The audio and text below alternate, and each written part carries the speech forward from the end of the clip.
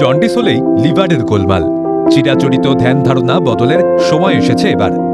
বিশেষজ্ঞরা বলছেন, বিলিরুবিন ঠিকমতো বেরোতে না পারায় এর মাত্রা বাড়তে থাকে ও জন্ডিস হয়। কিন্তু বিলিরুবিন কি?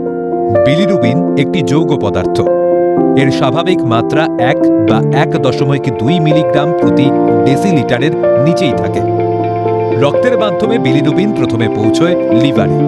এরপর লিভার থেকে বাইল ডাক্ট হয়ে যায় খাদ্যনালীতে। শেষে মল ও মূত্রের সঙ্গে কিছু পরিমাণে বেরিয়ে যায়। যদি এই পর্বটি বাধাপ্রাপ্ত হয় তবে জন্ডিস হয়। তবে কোনো ব্যক্তির হেমোলাইটিক অ্যানিমিয়া হলে অথবা কোনো সংক্রমণজনিত রোগ হলেও লোহিত কণিকা ভেঙে যাওয়ার এই পর্বটি বাধা পায়, ফলে জন্ডিস হতে পারে। আবার অনেক সময়ই গলস্টোন কিংবা গল ব্লাডার কিংবা প্যানক্রিয়াটিক ক্যান্সারের কারণেও রোগীর জন্ডিস হতে পারে। কিন্তু এই দুটি ক্ষেত্রেই লিভারের কোনো ক্ষতি হয় না।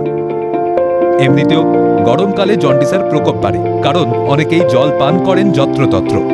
আর রক্তবাহিত বা দেহরসের মাধ্যমে যে জন্ডিস হয় তা প্রধানত হল হেপাটাইটিস বি আর হেপাটাইটিস সি।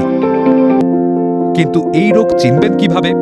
প্রধানত চোখের যে অংশটা সাদা, অর্থাৎ কনজাংটাইভা, কিছুটা হলুদ হয়ে যায়।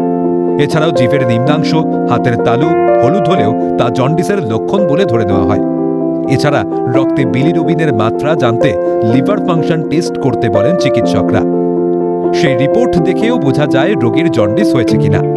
তবে সাবধানতা অবলম্বন করতে জেনে রাখা প্রয়োজন, ক্যান্সার কিংবা কোনো সংক্রমণজনিত কারণে জন্ডিস হলে সেই রোগের প্রকোপ বেশি হয়।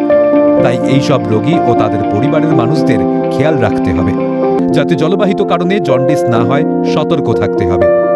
সুস্থ থাকতে সাবধানী প্রধান ও অন্যতম ধাপ সকলের জন্য। ক্যালকাটা নিউজ।